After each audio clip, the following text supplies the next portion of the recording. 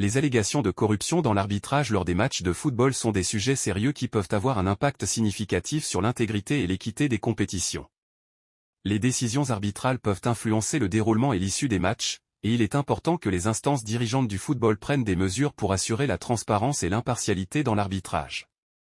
Selon les informations disponibles, il y a eu des critiques concernant les décisions arbitrales lors du match entre le Sénégal et la Côte d'Ivoire. Des allégations de corruption et de partialité ont été soulevées, notamment en ce qui concerne un pénalty accordé à Nicolas Pepe alors qu'il était en position de hors-jeu, ainsi que l'absence de sanction pour une faute sur Ismaïla Sarr.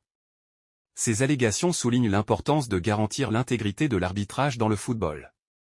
Les instances dirigeantes du football, telles que la Confédération africaine de football, CAF, doivent prendre des mesures pour enquêter sur de telles allégations et assurer que les décisions arbitrales sont impartiales et basées sur les règles du jeu. Il est essentiel que les supporters, les joueurs et les équipes aient confiance dans l'intégrité des compétitions et que des mesures soient prises pour prévenir toute forme de corruption ou de partialité dans l'arbitrage.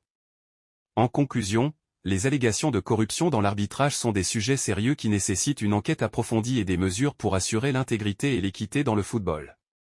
Il est important que les instances dirigeantes prennent des mesures pour garantir que les décisions arbitrales sont impartiales et conformes aux règles du jeu.